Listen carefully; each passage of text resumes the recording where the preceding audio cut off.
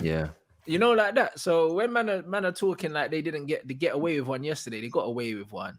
Do you know what I mean? They got away with one, and that's fine. Do you know what I mean? But let's not be acting shameless. It's a long season, bro, because you struggled at home to Newcastle. You struggled. Like, don't forget that, because you're not looking good right now, bruv. You're not looking good right now. And to be fair, adding Arthur to your team ain't making you really any stronger, bro. It adds depth, but it doesn't really add strength. It's just another body, bruv. And his injury record is booky anyway. So it's one of them ones where we just have to see in it with Liverpool. But, bro, they're going to struggle this season. Do you know what I mean? And Klopp looks like his head's already gone. I think he already knows that the league title's gone because, bro, like the way City are playing, it's long. Like City are playing on their own.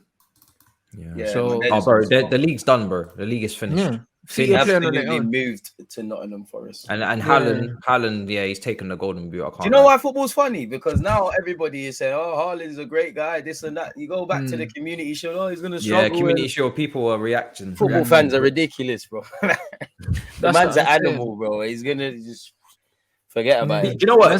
People wanted him to flop in it. So. Give him the golden boot, man. Nah, bro, you knew he was gonna do the madness, bro. Like if you knew what he was about, he's an out and out finisher.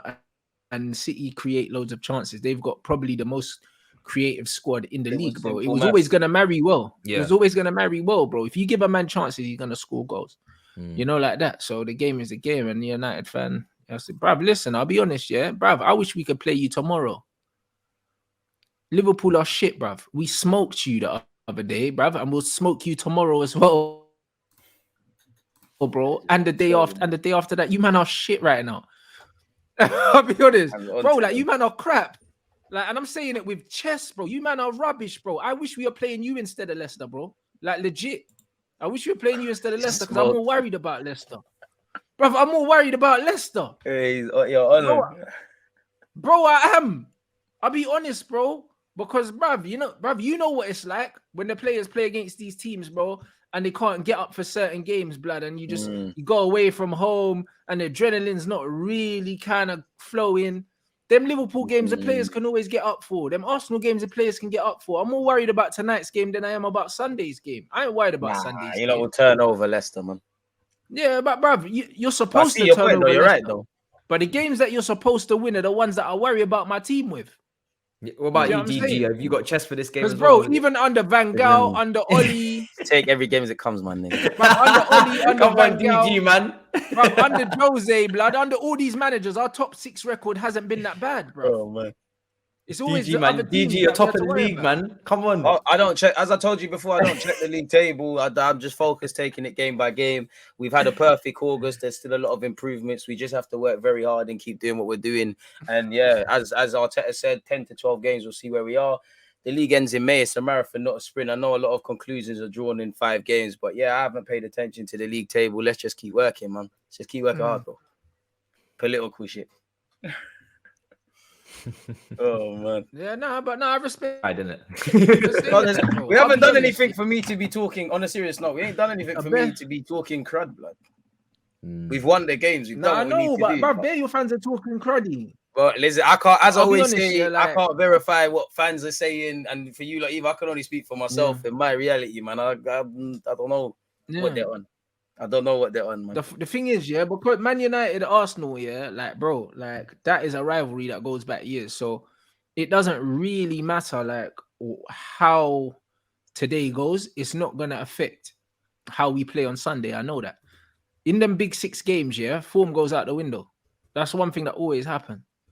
Do you know what I'm saying? It would be good to go into the Arsenal game with a comprehensive victory tonight.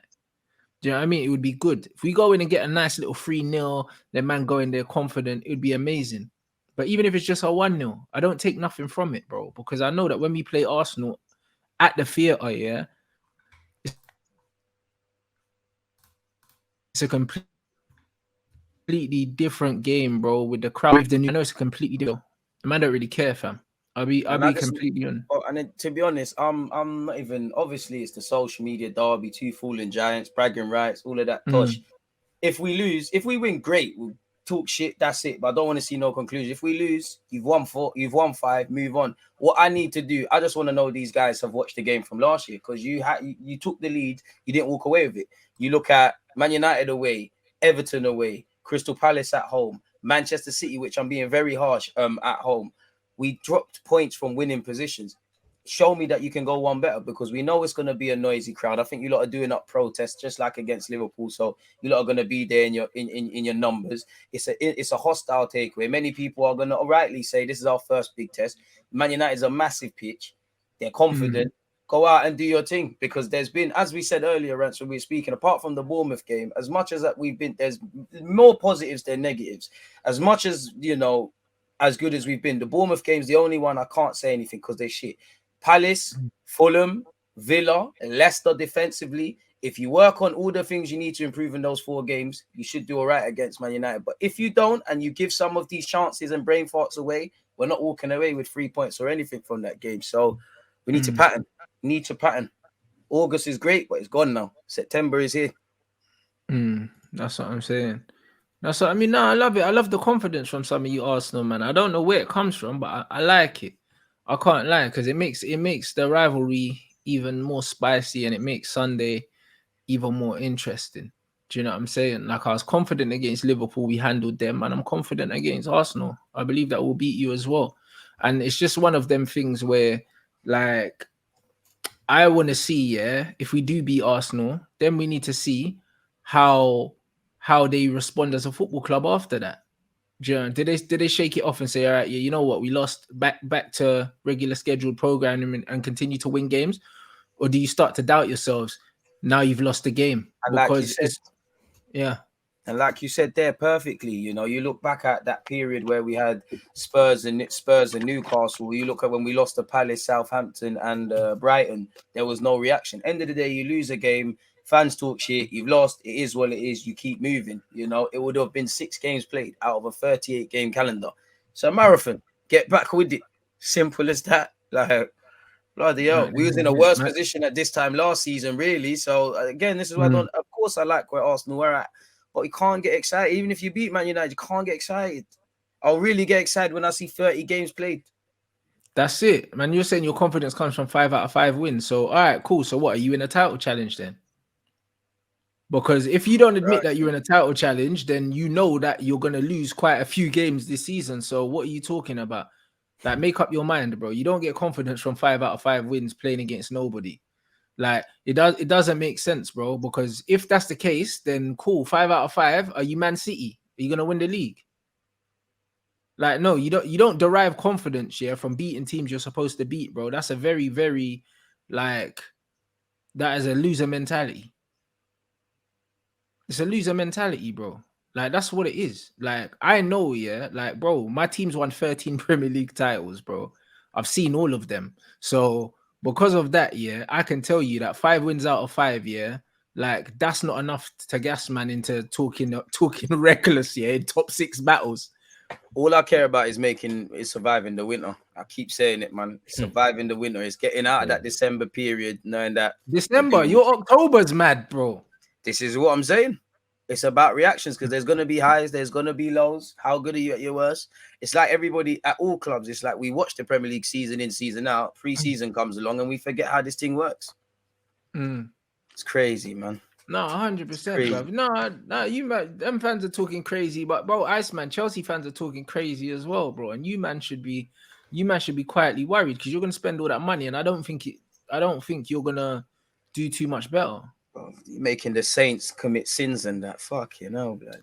It's crazy out here, man. Like, bro, like, at the end of this window, you lot are gonna have spent like the record in any transfer window ever, and Thomas Tuchel's probably still gonna get sacked.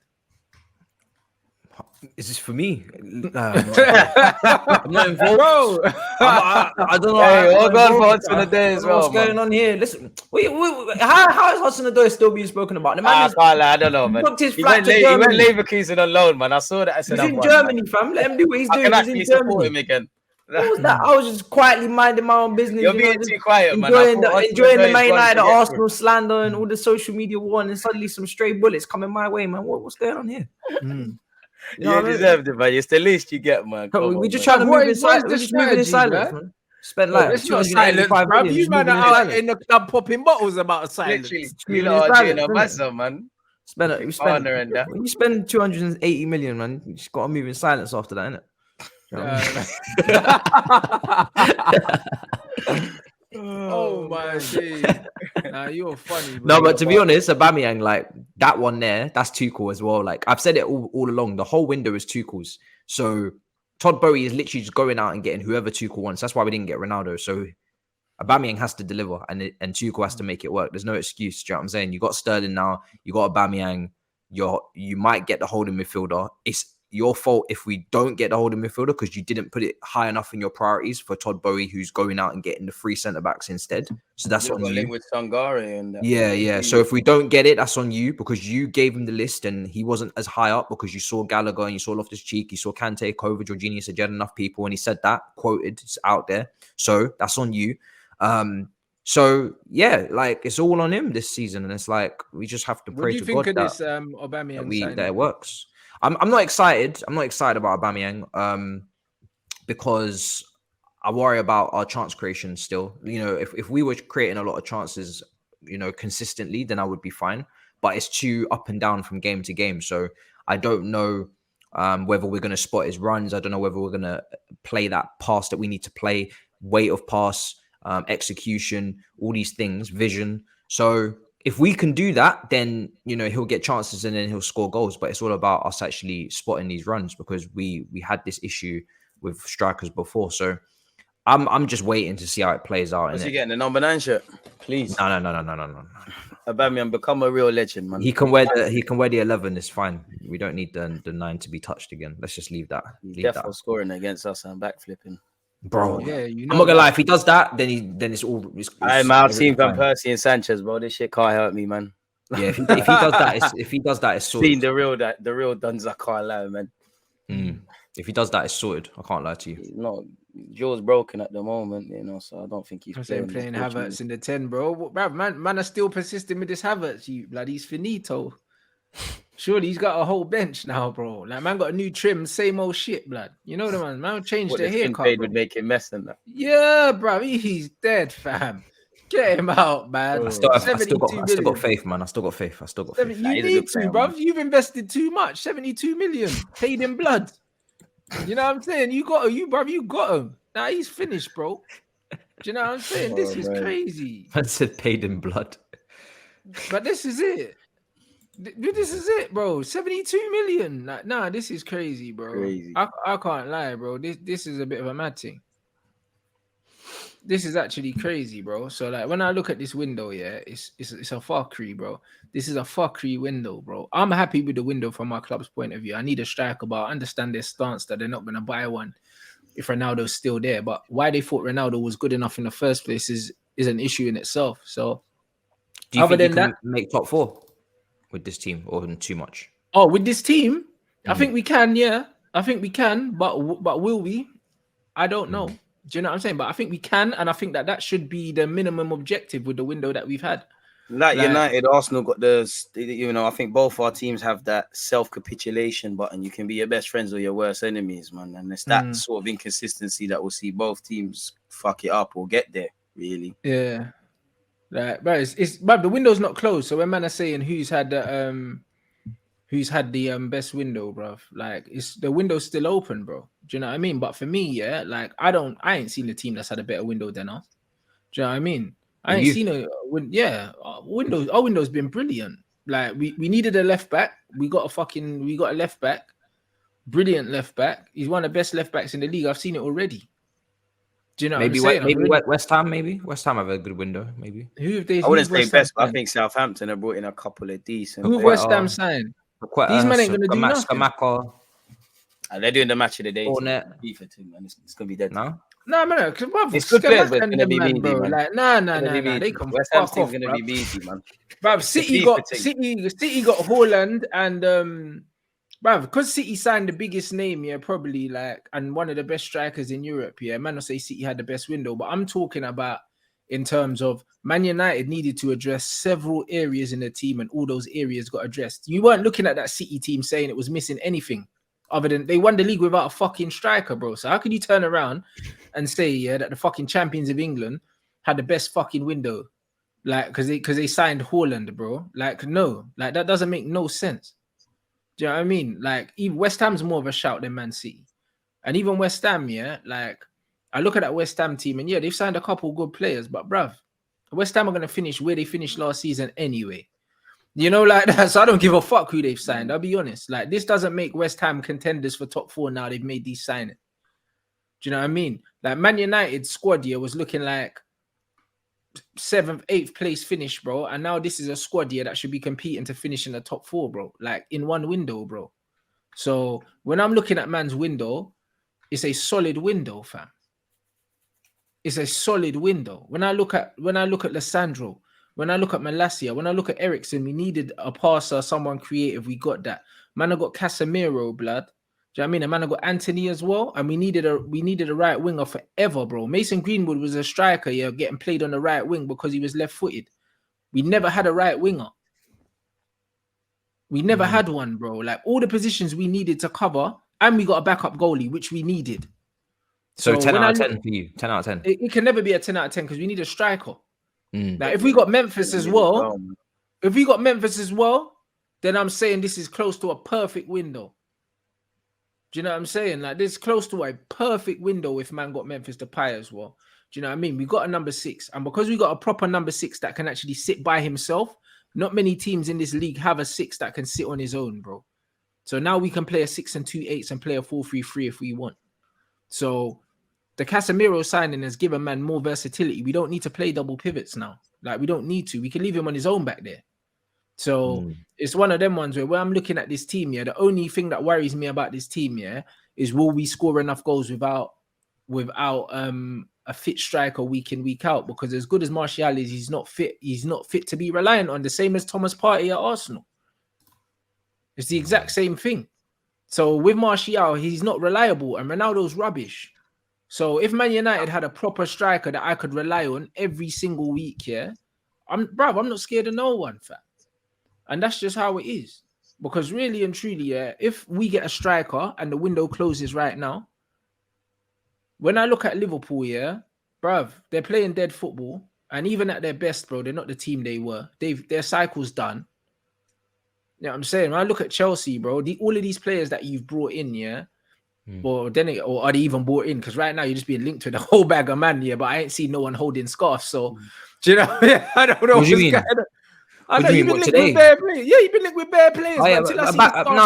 You got to avoid some of them, like Aubameyang, that one, and then maybe one more, like maybe the Alvarez one, maybe, and that's it. So that's what I mean. It's better chat, but really, when it's all said and done, you brought in like 5 centre backs, yeah, and Aubameyang, bruv. That's what it's looking like. So that's not enough.